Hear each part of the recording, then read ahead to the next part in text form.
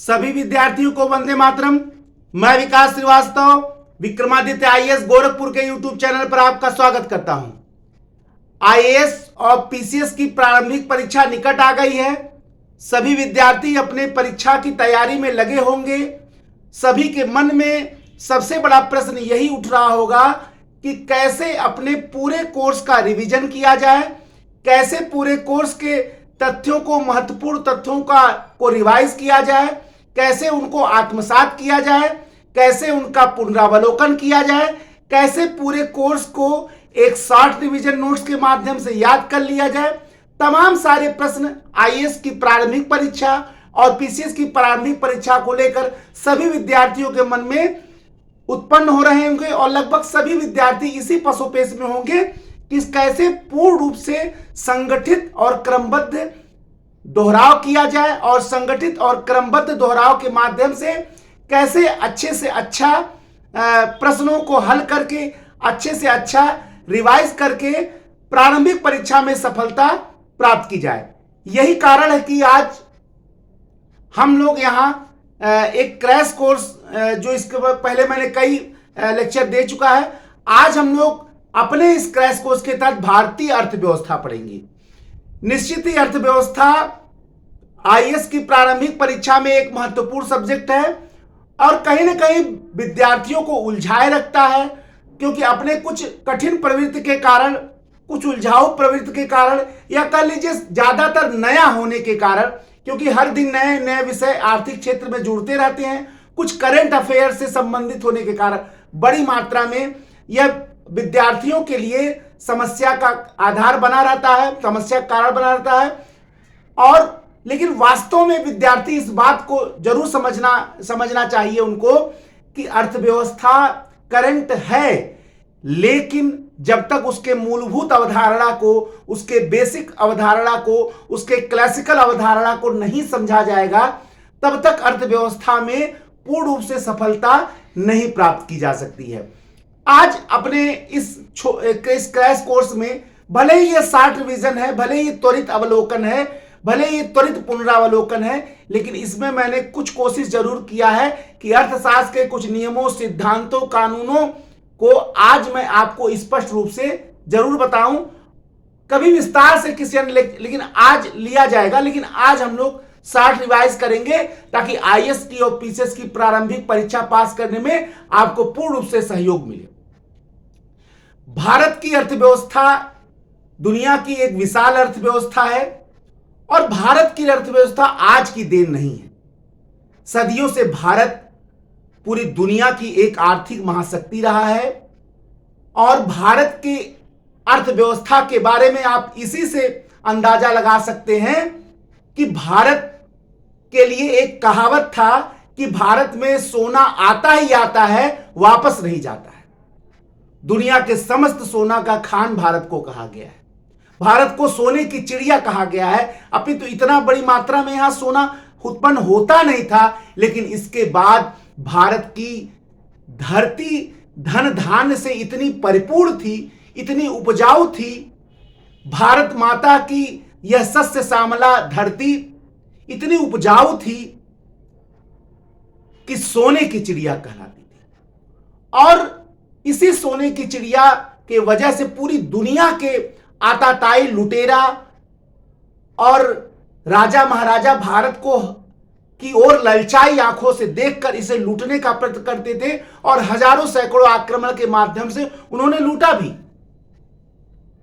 इसके बावजूद भारत आज भी दिन दूना रात चौगुना आर्थिक महाशक्ति बनता जा रहा है। यद्यपि चुनौतियां बहुत हैं जो यक्ष प्रश्न के रूप में मुंह बाए खड़ी हैं, इसके बावजूद भी इसमें कोई दो राय नहीं है कि जब पूरी दुनिया की अर्थव्यवस्था डूबने के कागार पे है, जिस ब्रिटेन का पूरी दुनिया के एक चौथाई भूभाग पर कब्जा था, आज वह ब्रिटेन बर्बादी के कागार पर, दिवालिया होने के कागार पर चल चुका है, राह पर चल चुका है।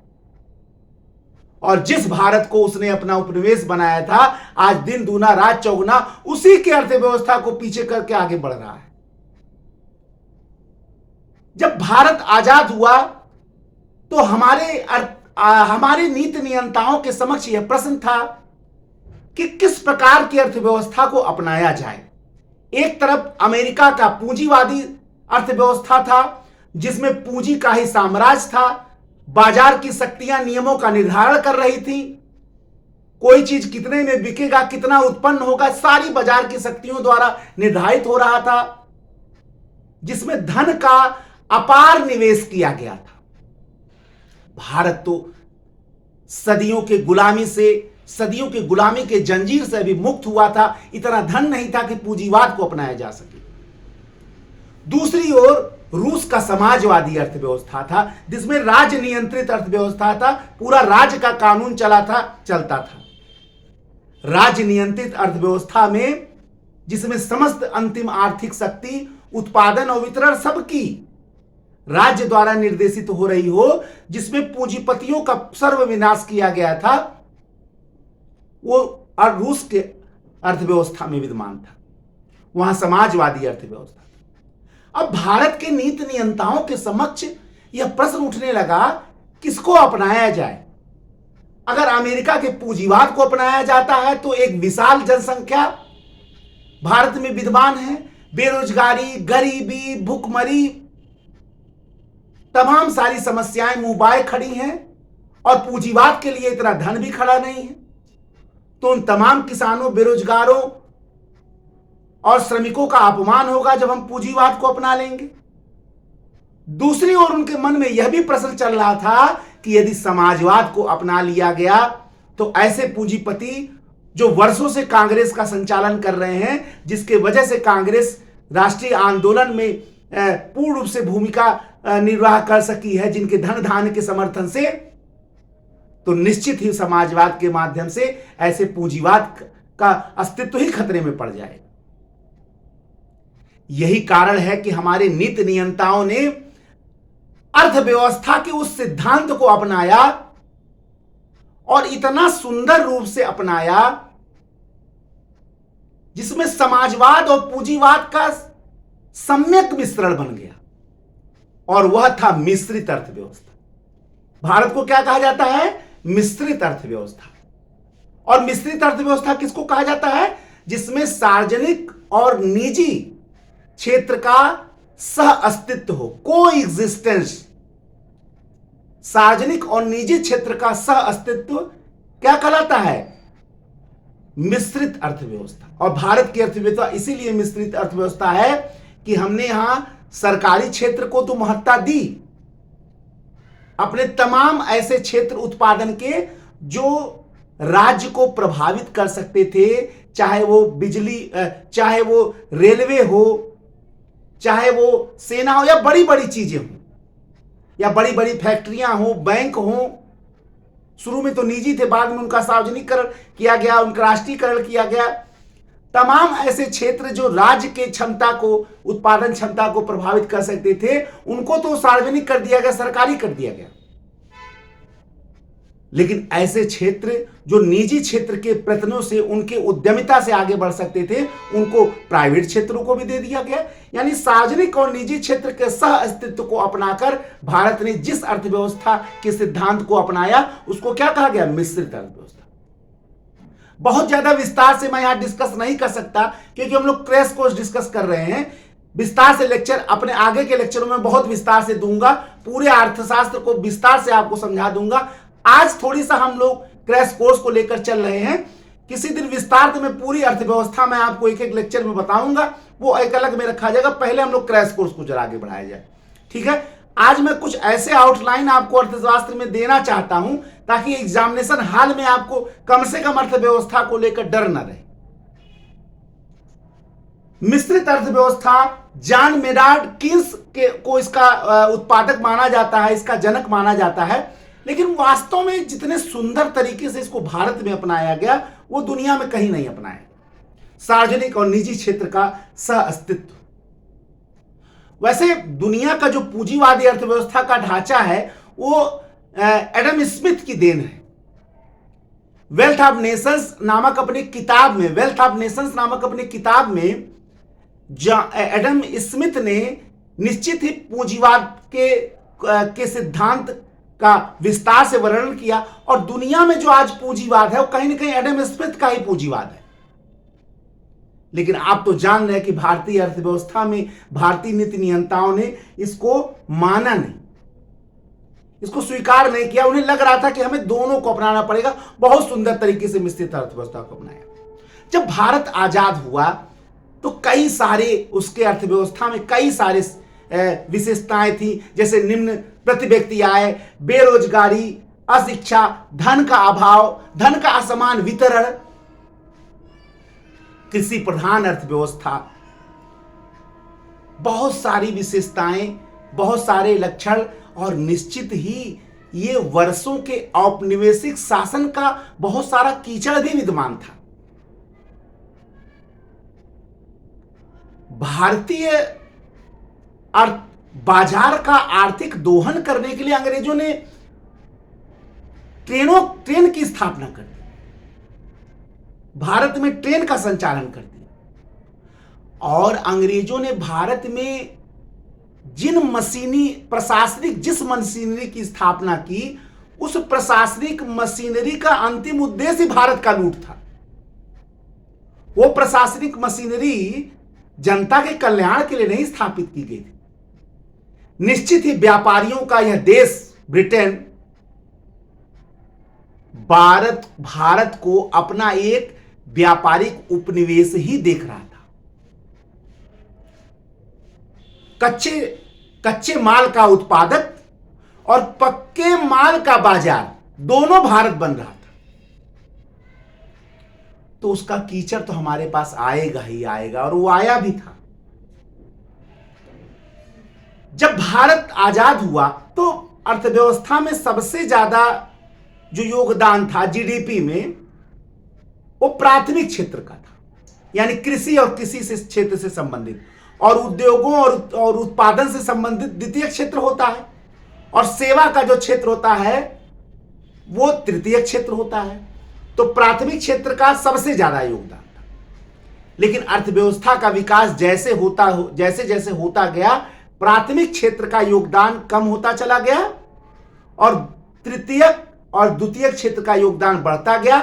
वर्तमान में जीडीपी में सबसे ज्यादा जो योगदान है वो सेवा क्षेत्र का, यानी तृतीय क्षेत्र का, चिकित्सा, पर्यटन, संचार, बैंक, बीमा, ये सब क्या है, तृतीय क्षेत्र में आते हैं।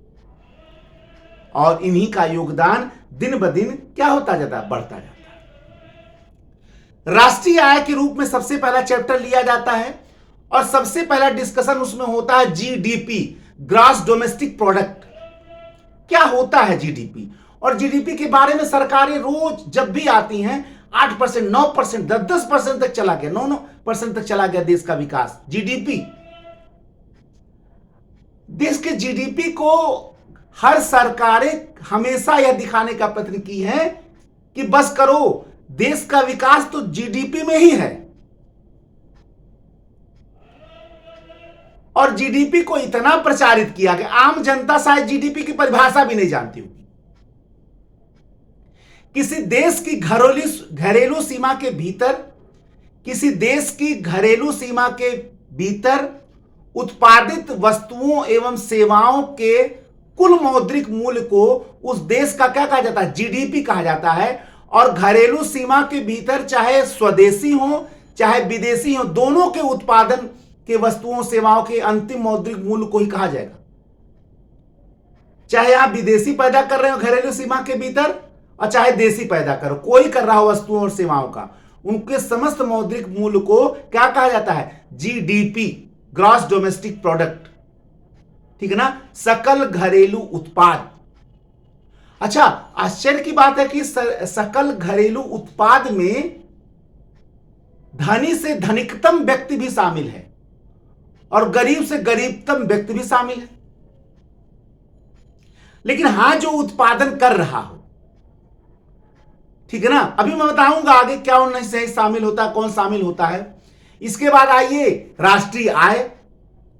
तो किसी देश के नागरिकों द्वारा, हालांकि कई जगह निवासी भी कहा गया, परिभाषा थोड़ी सा कठिन हो जाता है, थोड़ी सा हम लोग नागरिक शब्द ले लें तो और सरल हो जाएगा। किसी देश के नागरिकों द्वारा उत्पादित वस्तुओं और सेवाओं के कुल मौद्रिक मूल्य को क्या कहा जाता है? राष्ट्रीय आय। एक वर्ष के भीतर, समय 1 वर्ष ले लीजिएगा, 1 वर्ष के भीतर किसी देश के निवासियों या नागरिकों द्वारा उत्पादित समस्त वस्तुओं और सेवाओं के मौद्रिक मूल्य को क्या कहा जाता है? राष्ट्रीय आय कहा जाता है। लेकिन इसमें विदेश में भी अगर भारतीय निवासी है, नागरिक है, तो उसका आय भी शामिल होगा, और जो देश में विदेशी है उसका आय उसमें से घटा दिया जाए। ठीक है ना? अभी तक जीडीपी में हम देख रहे थे घरेलू सीमा के भीतर चाहे देश के निवासियों द्वारा हो चाहे विदेशियों द्वारा जो भी उत्पादित वस्तुओं और सेवाओं का मौद्रिक मूल्य।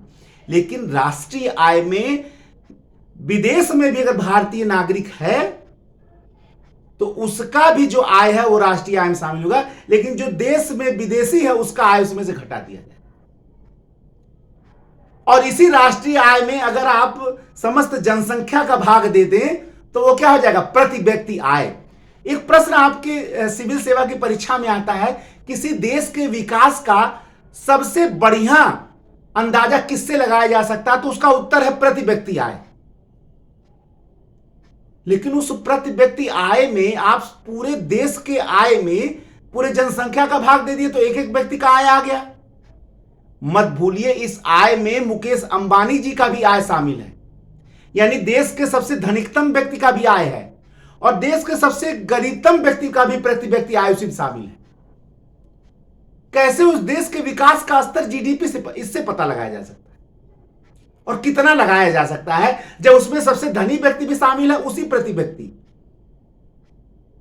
और उसी में सबसे गरीब व्यक्ति भी शामिल हो रहा है प्रति व्यक्ति। कैसे आप अंदाजा लगा सकते हैं? इस खाई को आप कैसे डिफाइन कर सकते हैं? प्रति व्यक्ति आय में तो यही सबका आय हो गया क्या? प्रति व्यक्ति आय। अगर 1 लाख आया, सपोज करिए, मैं एक एग्जांपल ले रहा हूं, कितना आ रहा है ये बात तो बदलता रह रहा है। देखिए, सिविल सेवा में बहुत फैक्चुअल मत होइए, कॉन्सेप्चुअल होइए, क्योंकि आंकड़े तो रोज बदल रहे हैं और आंकड़े बहुत सटीक आंकड़ों का महत्व नहीं है सिविल सेवा में। एग्जामिनर आपका ओरिजिन जानना चाह रहा, और मौलिकता जानना चाह रहा है सिविल सेवा में। सिविल सेवा परीक्षा में जितनी आप मौलिकता लिखेंगे, आप नंबर गिन लीजिए, नंबर आप अपना गिन लीजिए। अगर आप मौलिक हैं, अगर आप अपने मौलिकता को एग्जामिनेशन में लिखते हैं तो आप अपना नंबर गिन सकते हैं। तो मौलिकता की ओर थोड़ी जाइए, सब कुछ पढ़कर। आप केवल किताबी मत बनिए, किताबी कीड़ा नहीं बनना है।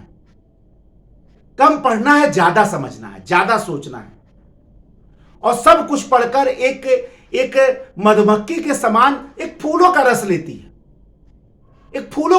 है।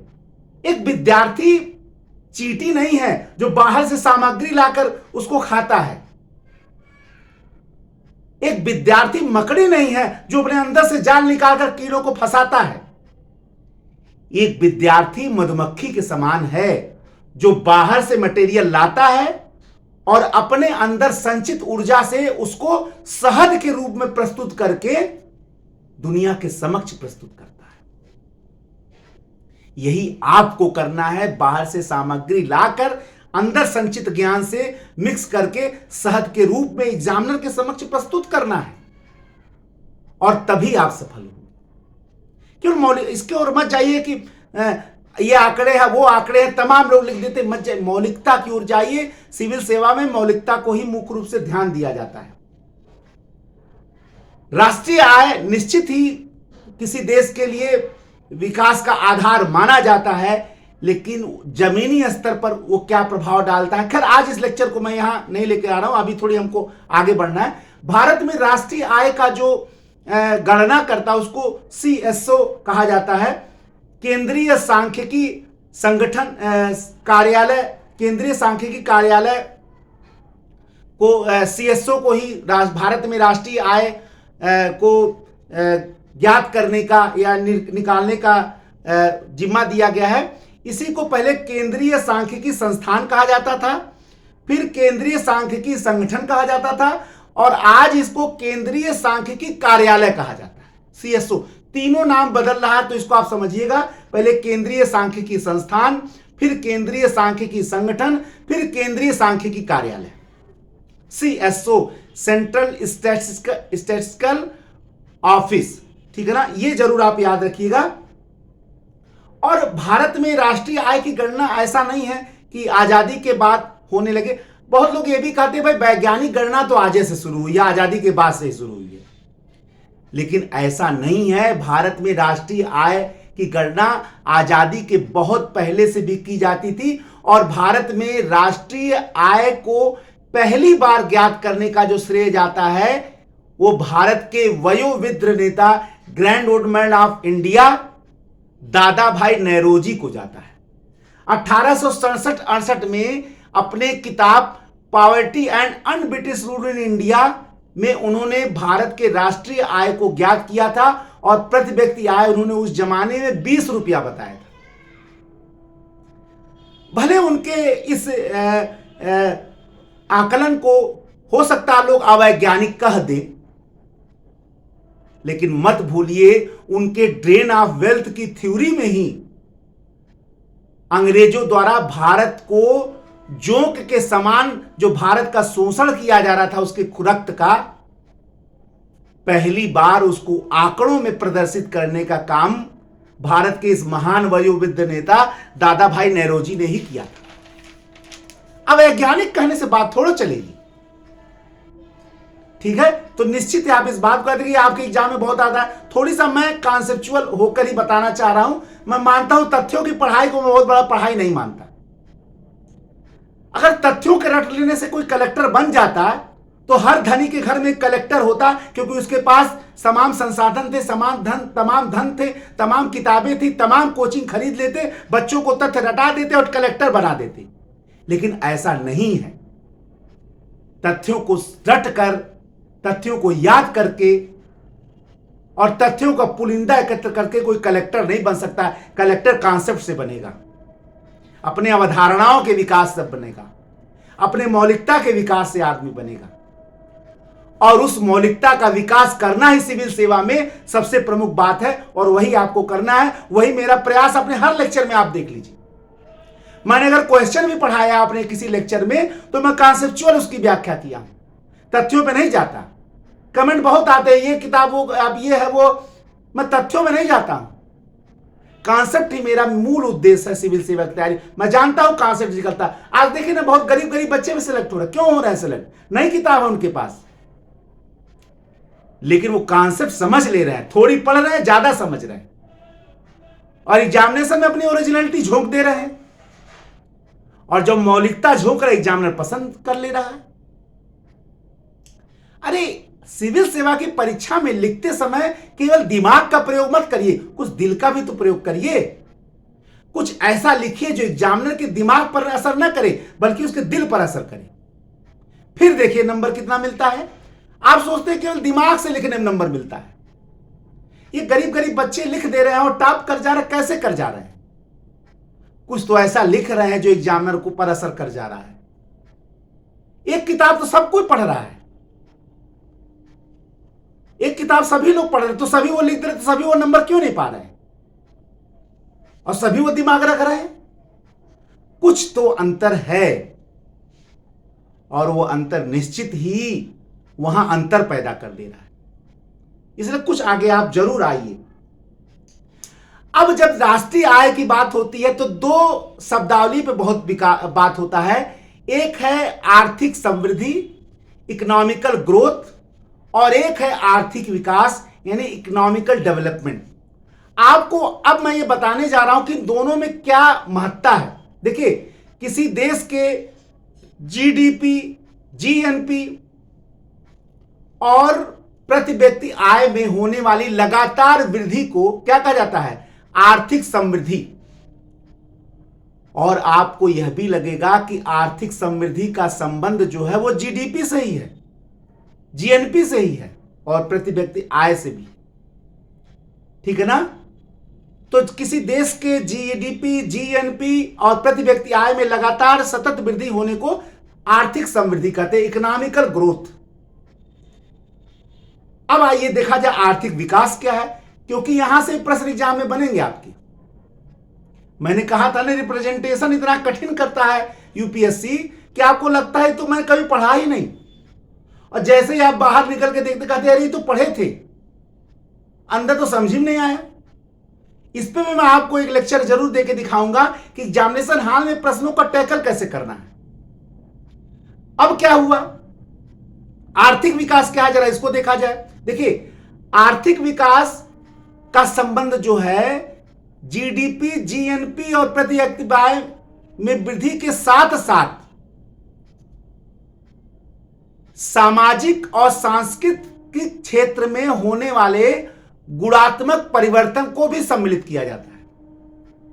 यानी आर्थिक विकास का संबंध जीडीपी, जीएनपी, प्रति व्यक्ति आय में होने वाली वृद्धि के साथ साथ उस देश के सामाजिक और सांस्कृतिक क्षेत्रों में होने वाले मात्रात्मक परिवर्तन की बात नहीं कर रहा हूं, गुणात्मक परिवर्तन की बात कर रहा हूं। गुणात्मक परिवर्तन से संबंध रखता है।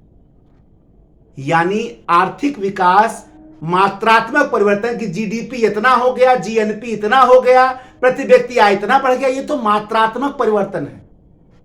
मात्रात्मक परिवर्तन के साथ साथ गुणात्मक परिवर्तन को भी सम्मिलित करता है, उसको कहते हैं आर्थिक विकास। मात्रात्मक परिवर्तन के साथ साथ गुणात्मक परिवर्तन हो, ठीक है ना, वस्तुनिष्ठ परिवर्तन के साथ साथ व्यक्तिनिष्ठ परिवर्तन हो, तब जाके वो आर्थिक विकास कहलाता है। और वास्तव में यही विकास है। लेकिन इस विकास की बात सरकारें नहीं करती। सरकारों का जीडीपी तो समृद्धि से संबंधित है, और समृद्धि नहीं, आर्थिक विकास चाहिए जिसमें मात्रात्मक परिवर्तन जीडीपी, जीएनपी और प्रति व्यक्ति आय में वृद्धि हो, साथ में सामाजिक सांस्कृतिक क्षेत्र में, शिक्षा के क्षेत्र में, स्वास्थ्य के क्षेत्र में, लोगों के रोजगार के क्षेत्र में, लोगों के शिक्षा के क्षेत्र में मात्रात्मक परिवर्तन ना हो कि इतना लोग पढ़ गए, गुणात्मक परिवर्तन हो कि पढ़े तो कैसा पढ़े, योग्य हुए कि नहीं, काबिल हुए कि नहीं, स्वास्थ्य सेवाएं मिली तो उनकी गुणवत्ता क्या है। जब यह होगा तब उसको आर्थिक विकास कहते हैं, और दिस इज रियल डेवलपमेंट। लेकिन इसकी बात कोई नहीं करता। तो आपको समझ में आया होगा आर्थिक समृद्धि और आर्थिक विकास के मायने क्या हैं। देखिए, बहुत सारी चीजें हैं और बहुत बोला जा सकता है। थोड़ी सा क्रैश कोर्स में समय की कमी है, वरना एक एक शब्द के में बहुत बोला जा सकता है, बहुत बोल सकता हूं। थोड़ी सा इसको आगे बढ़ाया जाए। एक विवाद और आ गया। जब भारत आजाद हुआ तो भारत का जो विकास दर था, जीडीपी ही समझ लीजिए आप, विकास दर जो सरकारें देती हैं, मतलब सरकारों का आता है विकास दर ही आता है। जाहिर बात, जो सरकार विकास दर पेश करती है वो निश्चित ही वो आर्थिक समृद्धि ही है, ठीक है ना। वो 3.5% ही था। तो प्रोफेसर राजकृष्ण ने इसको हिंदू वृद्धि दर कह दिया। अब हिंदू वृद्धि दर का क्या मतलब था? उनका कहना था कि जैसे हिंदू अपने परंपरागतता को और अपने संस्कृति को छोड़ नहीं पा रहे परंपरागत, उसी प्रकार भारत का विकास दर भी 3.5% में फंसा हुआ है और उसको निकल नहीं पा रहा, इसलिए हिंदू वृद्धि दर 3.5% को उन्होंने दे दिया। हालांकि बाद में बहुत जल्दी प्रोफेसर राजकृष्ण का बात गलत होता चला गया और भारत 7% विकास दर से और आगे बढ़ गया, तो नव हिंदू वृद्धि दर उसको कह दिया गया। तो राष्ट्रीय आय में यह भी बात बहुत आती है। अब अगला जो चैप्टर हम लोग लेने जा रहे हैं वो है आर्थिक नियोजन, ठीक है ना, प्लानिंग। प्लानिंग की जरूरत तो जीवन के हर क्षेत्र में है, लेकिन भारत में प्लानिंग की जरूरत कैसे पड़ी, जरा इसको थोड़ी सा एक लाइन समझ लें, फिर इसको हम लोग आगे बढ़ते। देखिए, चैप्टर्स बहुत लंबे लंबे हैं, थोड़ी सा हमको इसमें शार्ट भी होना पड़ेगा क्योंकि हम लोग क्रैश कोर्स चला रहे हैं और मैं मूलभूत चीजों को बताने पर जोर दे रहा हूं। बहुत ज्यादा तथ्यात्मक होने पे किसी दिन मैं क्वेश्चन वाला जब लाऊंगा तो थोड़ी तथ्य उसमें और ज्यादा ला दूंगा। देखिए, एक एक चैप्टर को कई घंटे बोल सकता हूं, कोई बहुत बड़ी बात इसमें है नहीं, लेकिन थोड़ी सा क्रैश कोर्स चला रहा हूं, किसी दिन विस्तार से लेक्चर बिल्कुल लाऊंगा। अब अगला जो है आर्थिक नियोजन, प्लानिंग। क्या है प्लानिंग, जरा इसको परिभाषा समझने के पहले मैं इसके कारणों पे जरा जा रहा हूं कि आर्थिक नियोजन की जरूरत पड़ी क्यों, प्लानिंग की क्यों जरूरत पड़ी। देखिए, जब भारत आजाद हुआ तो लोगों की अपेक्षाएं बहुत ज्यादा, एक्सपेक्टेशन बहुत ज्यादा थी। लोग बड़ी संख्या में अशिक्षित थे, बड़ी संख्या में रोजगार थे, भूखमरी के शिकार थे, बेरोजगार थे, स्वास्थ्य सेवाएं पिछड़ी हुई थी, शिक्षा का क्षेत्र पिछड़ा हुआ था। हर क्षेत्र पे हमारी सरकार के समक्ष चुनौतियां विद्यमान थी।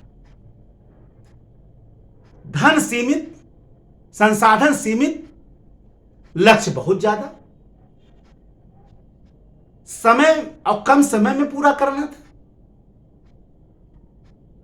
क्योंकि सैकड़ों वर्ष की गुलामी के बाद देश आजाद हो रहा था, या कहिए सैकड़ों वर्ष की राजतंत्रात्मक गुलामी के साथ, क्योंकि उसके पहले भी तो राजतंत्र ही था, लोकतंत्र तब तो था नहीं अंग्रेजों के पहले। तो सैकड़ों वर्षों की राजतंत्रात्मक गुलामी से देश आजाद जब हुआ तो लोगों की अपेक्षाएं बहुत ज्यादा थी, सरकार के पास चुनौतियां ज्यादा थी, संसाधन बहुत कम थे। और यही वह कारण था जिसने सरकार को मजबूर किया कि वो आर्थिक नियोजन को स्वीकार करे। और कहां से लिया? रूस से लिया। और रूस से उन्होंने नियोजन को, प्लानिंग को, योजना को या आयोजन को अपनाया। ये कई बार के आपके एग्जामिनेशन में प्रश्न आ सकता है कि भारत में योजना या नियोजन को कहां से अपनाया गया। कहीं कि रूस का ही प्रभाव था, उस समय नियोजन वहीं पे चल रहा था, योजनागत विकास। क्योंकि भारत में संसाधन कम, देखिए आप अपने घर में ही प्लानिंग करेंगे, अगर आपके पास धन कम हो, ज्यादा हो तो आप जम के लुटाएंगे, लेकिन कम हो तो आप प्लानिंग करेंगे कि कितना किसमें खर्च किया जाएगा, उससे ज्यादा होगा तो बजट बिगड़ जाएगा। This is planning. और यही हमारे देश को करना था। यही कारण हमारे नीति नियंताओं ने क्या अपनाया? प्लानिंग। यानी किसी निश्चित अवधि में सीमित संसाधनों का प्रयोग करके, किसी निश्चित अवधि में सीमित संसाधनों का प्रयोग करके अर्थव्यवस्था में विभिन्न लक्ष्यों की प्राप्ति क्या कहलाता है? नियोजन या प्लानिंग। अब प्रश्न ये उठता है कि क्या प्लानिंग का इतिहास भारत में क्या बिल्कुल आजादी के बाद ही हुआ, पहले नहीं था क्या? नहीं, बिल्कुल था, पहले था। अब देखिए, आयोजन का जनक भारत में जवाहरलाल नेहरू को माना जाता है, लेकिन असल में भारत का विकास प्लान्ड विकास होगा, एक नियोजित विकास होगा।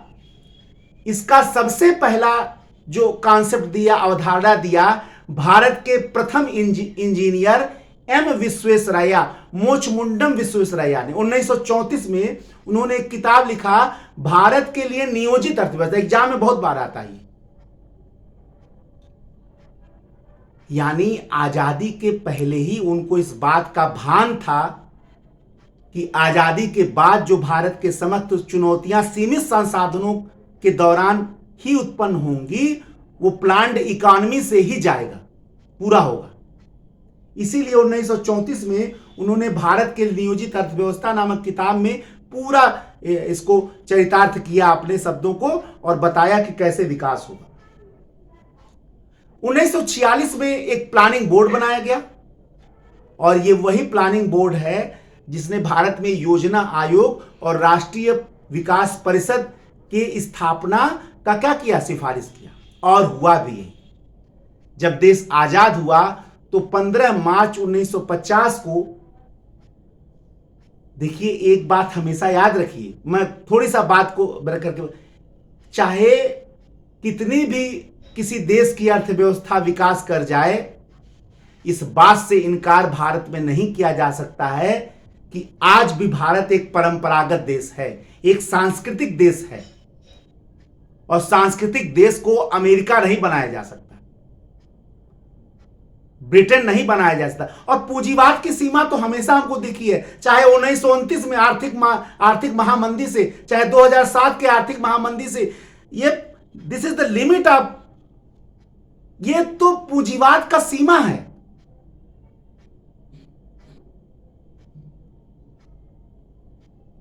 और भारत में जबरदस्ती पूंजीवाद लाकर हमें क्या लगता है कि नियोजन को हटा देंगे तो क्या जबरदस्ती पूंजीवाद आ जाएगा भारत में? ये तो लिमिटेशन पूंजीवाद का रहा। 1929 की आर्थिक महामंदी, चाहे 2007 की आर्थिक महामंदी देखिए, ये तो पूंजीवाद का। और पूंजीवाद की यह संकल्पना तो भारत में कहीं न कहीं पहले से भी कुछ लोगों ने विद्वान कर रखा था। यावत जीवत सुखी जीवत ऋणम कृत्वा कृतम घृतम पीवत। यावत, चार्वाक क्या कहता था? यावत जीवत सुखी जीवत ऋणम कृत्वा घृतम पीवत। यानी जब तक जीना है सुखी जीना, चाहे ऋण लेके घी पीना पड़े। यही तो पूंजीवाद का असली गुण रहस्य है। लेकिन ये तो लिमिटेशन है। इसी के जवाब में हमारे भारतीय संस्कृति के तमाम विद्वानों ने लिखा है, तेन व्यक्तेन भुजित्था, यानी धरती को भोगना है तो त्याग के साथ। ये हमारे देश की संस्कृति, तेन व्यक्तेन भुजित्था। इस चीजों को हमें केवल जबरदस्ती पूंजीवाद नहीं लाया जाता। पूंजीवाद का तो हम कर्ज देख ही रहे, ब्रिटेन को देखिए ना, डूबने के कागार पर आ गए। पूंजीवाद का पूरी दुनिया पे काबिज, 1/4 भूभाग पर काबिज था। तो नियोजन का हम महत्व नहीं खत्म हो सकता है। नीति आयोग ला देने से ऐसा नहीं कि आज भारत में जो एक ढांचा दिख रहा है विकास का, चाहे शिक्षा का, चाहे सीमित ही सही, कम ही सही, कहीं ना कहीं वो नियोजन का ही देन है। प्रश्न भी आपके एग्जाम में आ सकता है, क्या पूंजीवाद के इस दौर में आर्थिक नियोजन की महत्ता खत्म हो गई है? सरदार भगत सिंह ने कहा था ना कि भारत में जब तक मुट्ठी भर शोषक जिंदा रहेंगे तब तक संघर्ष चलता रहेगा। तो क्या वो तो बता ही रहे थे कि पूंजीवादी अर्थव्यवस्था में जब तक आर्थिक शोषक जिंदा है तब तक नियोजन की महत्ता बनी रहेगी। जब तक भूखमरी है, जब तक बेरोजगारी है, जब तक अशिक्षा है, तब तक नियोजन की महत्ता हमेशा बनी रहेगी। तब तक योजना आयोग जैसे किसी संस्था की महत्ता हमेशा बनी रहेगी, चाहे वो केंद्र की संस्था क्यों ना बन जाए।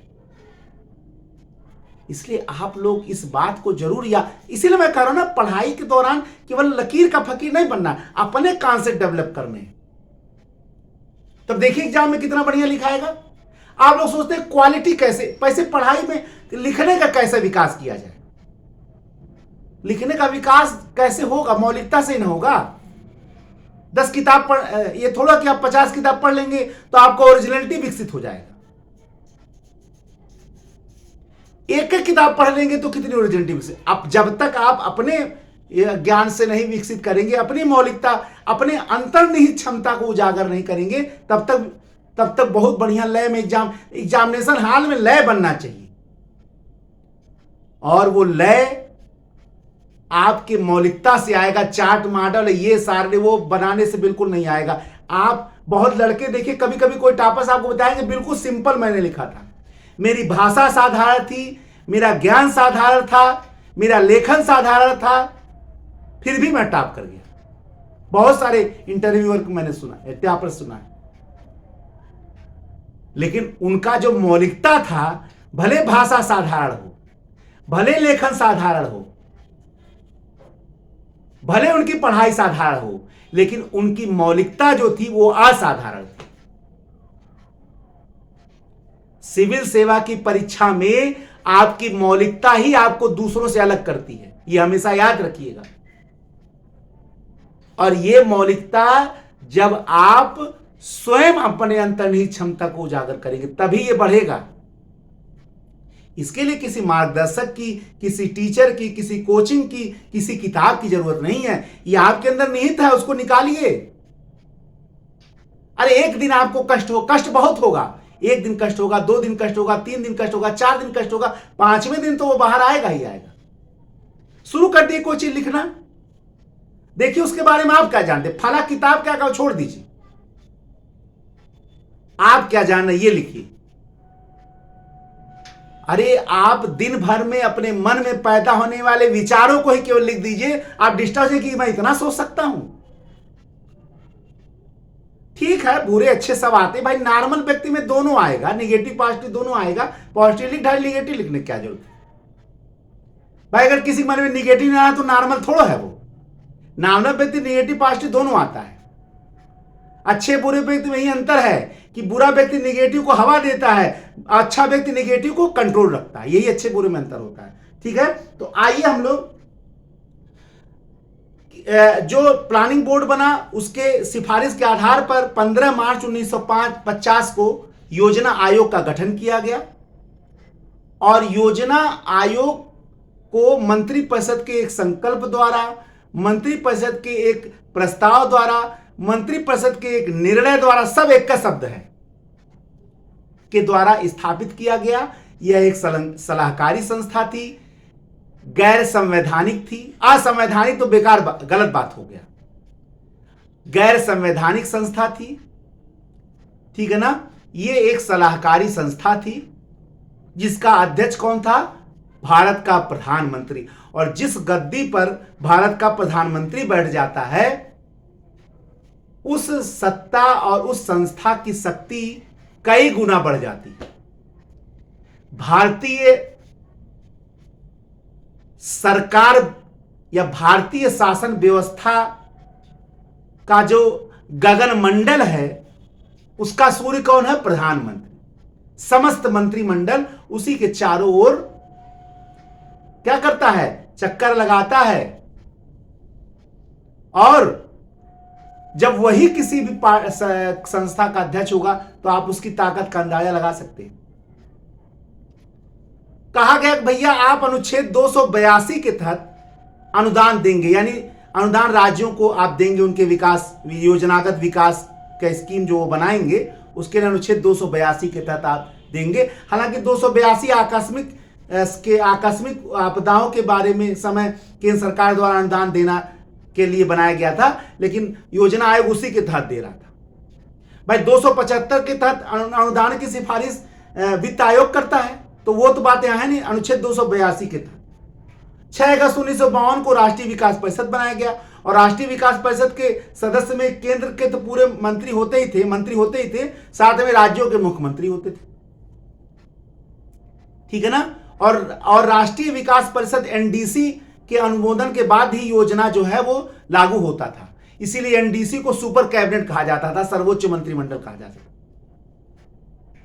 लेकिन आगे चल के 1 जनवरी 2015 को वर्तमान मोदी जी की सरकार ने इसको योजना आयोग को समाप्त करके एक नया कमीशन बनाया गया, NITI Aayog, national institution for transforming India, राष्ट्रीय भारत परिवर्तन संस्थान।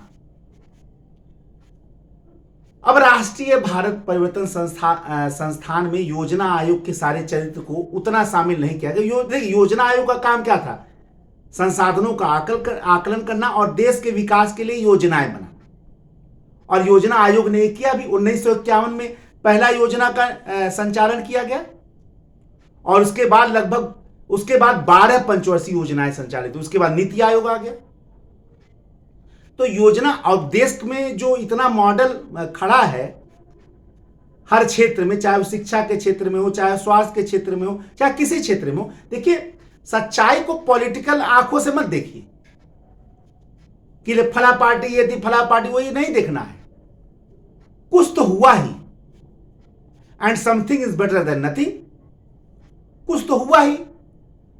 अब ऐसा थोड़ा है कि आंख होते ही सब अंधे हो जाएं, कुछ नहीं हुआ, ये नहीं सही है। और एक सिविल सेवा का जो विद्यार्थी है उसको निष्पक्ष डिस्कशन करना है। सिविल सेवा का जो परीक्षार्थी है वो विशेष है सब में, उसका जो चश्मा है वो निष्पक्ष है, तो आपको निष्पक्ष चश्मे से ही देखना है। ठीक है, तो योजना आयोग ने कुल 12 पंचवर्षीय योजनाओं को संचालित किया और हर पंचवर्षीय योजनाओं में कुछ अलग अलग टारगेट तय किए गए। जैसे प्रथम पंचवर्षीय योजना जो 1951 से 56 तक था, कृषि विकास को प्राथमिकता दिया गया। फिर जो द्वितीय पंचवर्षीय योजना था, तीव्र औद्योगिकरण को दिया गया। इसी प्रकार अन्य सभी, इसी 5वीं पंचवर्षीय योजना में गरीबी हटाओ का नारा दिया गया। तो हर पंचवर्षीय योजना में अलग अलग लक्ष्य तय किए गए। लेकिन 1 जनवरी 2015 को स्थापित नीति आयोग, इसके भी अध्यक्ष प्रधानमंत्री होते हैं, उसके भी अध्यक्ष, योजना आयोग के भी अध्यक्ष प्रधानमंत्री होते थे। नीति आयोग जनरली सरकार के लिए एक थिंक टैंक का काम करेगी। योजना आयोग के जो सारे गुण थे कि वो योजना बना रही थी या अनुदान दे रही थी राज्यों को, ये सब इसमें गुण नहीं रह गया, ठीक है ना। सरकार की अपनी सोच थी। कहीं मैंने बताया कि समाज जो एक सरकार नियंत्रित जो अर्थव्यवस्था थी। देखिए, सरकार नियंत्रित अर्थव्यवस्था को इतना बुरा भी नहीं कहा जा सकता है, ठीक है ना। जब देश में पुराने जनगणना बता रहा हूं कि 68% जनसंख्या गांवों में रह रही है,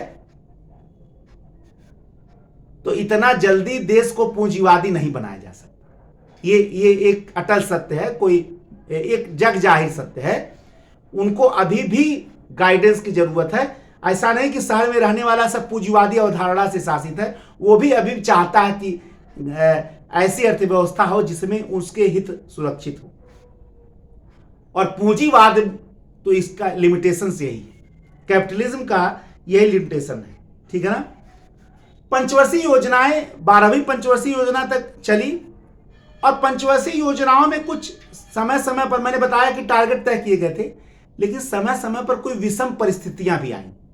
जैसे तृतीय पंचवर्षीय योजना भारत में एक असफल योजना मानी जाती है। कई घटनाएं घट गई, चाहे वो चाइना का अटैक हो, ठीक है ना, फिर पाकिस्तान का अटैक भी हो गया, फिर सूखा वगैरह बहुत सारी चीजें पड़ गई। तो जो तृतीय पंचवर्षीय योजना थी वो असफल हो गई। इसीलिए 1966 से 69 तक को इसके समय को योजना अवकाश कहा जाता है, क्योंकि उसमें एक एक साल की योजना चलाई गई, फेल कर गई। इसी वजह से 66 से 69 तक एक एक साल की योजना चलाती है।